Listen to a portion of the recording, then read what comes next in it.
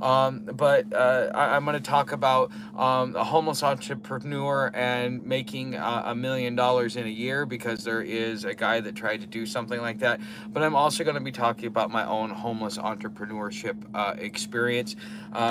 For those of you that are interested, and so when I first started doing research into this topic, so I was like, I'm kind of starting a business. I'm homeless, so let me see what kind of homeless entrepreneur stuff they have out there. And quite frankly, there was this guy that says, yes, I'm a millionaire. I'm going to give up all my millions of dollars, and I'm going to go out. I'm going to be homeless, and I'm going to make $1 million on my own. Well, today, a follow-up article, like 4 years after the fact, shows up and starts talking about what had happened, like talking about whether or not he completed his, $1 million and so on and so forth. So, hey, Joe, nice to see you. Hey, Jeremy. Yeah, hey, you're good, Jeremy. You're definitely good. So, anyways, uh, uh, so they did a follow-up story on it. So in I think it was like July or August of 2019 or 2020, he decided to start this, and he went about 10 months, and then he quit. Okay. And so I was sitting there thinking about it from my own experience, kind of understanding what was going on. This guy's a millionaire, has his money making machine that's already on autopilot. He's got health issues that are with like his parents. He's reevaluating what his priorities are, and things like that. And he only made $64,000 in 10 months. And when I saw that, I laughed, because you've got a millionaire coming out here saying, yeah, I can make $1 million in a year. And I wonder what really made him think about it. Was it because he saw a crackhead with a $500 or $1,000 a day habit? That's kind of what a lot of people think. Oh, well, because I mean, honestly, if you have a $300 a day habit, you're going to spend $120,000 just on whatever it is that it spends $300 a day. You need a $300 a day habit is $120,000 a year. Okay. And so, a crackhead has, like, even the guy that I met in Pensacola, okay, he said he had an $80 habit, but he had more like a $200 to $300 habit. So this guy raises just to cover, his expense for his for his dope, has to raise, $300 a day, or about $300 a day, and he's making about $120,000 a year that's going to the dope man.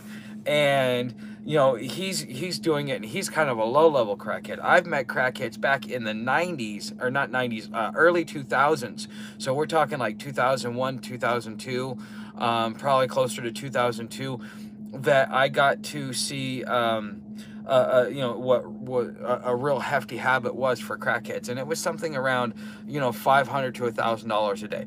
At $1,000 a day, you're making 365,000 or more dollars per year. That's just for your drug habit. We're not even talking about food or a hotel room or extras and stuff like that. So a crackhead can make about $500,000. So somebody would sit there and think, yeah, well, if I'm an entrepreneur, I can get out there and I can make $1 million in a year, because a crackhead can make $500,000 in a year. And the thing is that's arrogance, and not fully understanding what's going on. See, with this crackhead, the reason why he's able to make $500,000 is because he is hustling. You want to learn how to be a good salesman? Go hang around a crackhead that has a $300 to $500 a day habit, and just follow them around and watch how they make their money. You will see all the weird things that they do. They will sell their mother down the river, steal their mother back, and take her back out to market to sell her again. Okay. They have no scruples, because the thing is you're fiending for it. So I experimented with it once in my lifetime, and I wanted to see what the hype was all about. And quite frankly, it sucked. It wasn't good. Didn't like it. What I will tell you is that for about 3 or 4 days, that's all I could think about. That's all I wanted. I just wanted another hit, and I did not like that. Okay. And luckily I had like a 3 or 4 day road trip. So I mean, that's kind of how I planned it around, because I was already told what I'd have to go through just to be able to do something like that. And the thing is, when you're dealing with an addiction, especially if you're giving into the addiction because, you know, you just don't want to feel the uncomfort of going without, what are you going to do? You're going to go out there, you're going to hustle up money. You're going to throw your morals and your values aside, and you're going to go do what needs to be done to be able to support that habit, because you want to be able to, you know, not have to deal with the withdrawals or whatever it may be that you're using it to escape from. Okay, that is the reason why a crackhead can go out there and make $500,000 in a year.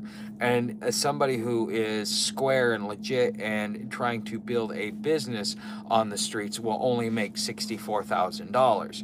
Okay, because he still has his morals, he still has his standards, he still has his way of conducting business, he still has his soul, he still has standards which he's going to abide by, and as long as he has those standards, he will limit his ability to be able to make money.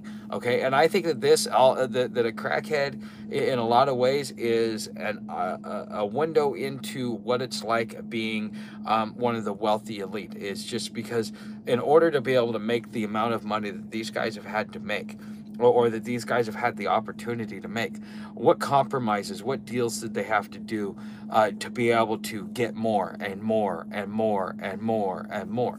Because the truth is anything can be a drug. Okay, so that is my little blurb about what's going on with homeless entrepreneur, and just, you know, why this guy didn't make the money that he should have made, or that you thought he would have. So just to kind of give you a glimpse into the homeless economy and the way that people make money being homeless. The reason why I don't make a lot of money is because I'm still doing legitimate things. If I want to go out there and do some shady things, I could make a lot more money than what I'm making. But the thing is I still cling to my standards. I still cling to my personal expectations of myself. Okay, so let's go through and see some of the questions and comments, because I see that